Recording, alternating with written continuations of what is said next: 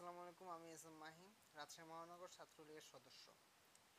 গত 16ই জুলাই যে আহ, অপ্রীতিকর ঘটনাটি ঘটছে, আহ, আপনার গোপালগঞ্জের, আহ, সেটা খুবই দুঃখজনক।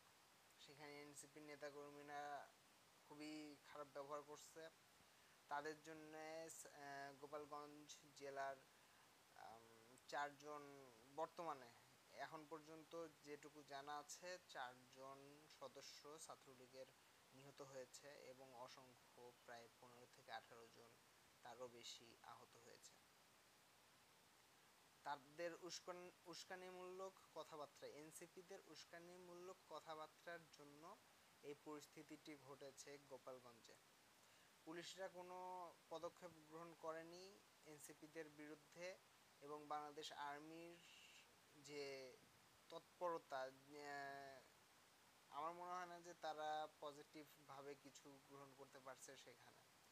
তারা দুই পক্ষই প্রশাসনের লোক, তারা এনসিপিদের পক্ষ নিয়ে কাজ করেছিল। যেহেতু আমাদের জানা মতে প্রশাসনের যারা আছে তাদের দায়িত্ব হচ্ছে জনগণের পাশে থাকা এবং যারা নির্দোষ সাধারণ মানুষের পাশে থেকে তাদের সাহায্য করা, কিন্তু তারা নেতাকর্মীদের কথা শুনে, এনসিপির নেতাকর্মীদের কথা শুনে নিরীহ গোপালগঞ্জ জেলার নিরীহ বাসিন্দাদের উপরে অত্যাচার এবং নিপীড়ন চালিয়েছে এবং অসংখ্য জনগণকে মেরেছে।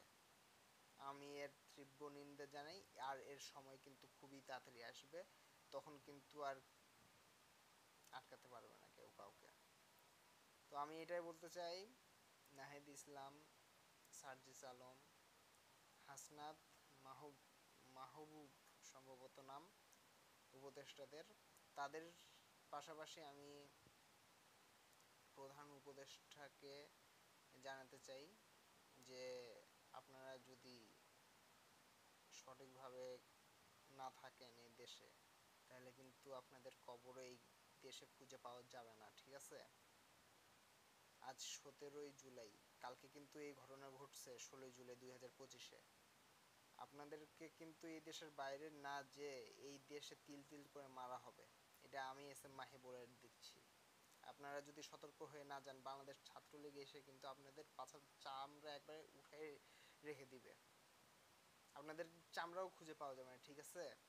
আপনাদেরকে তো কুত্তাও চাটে না।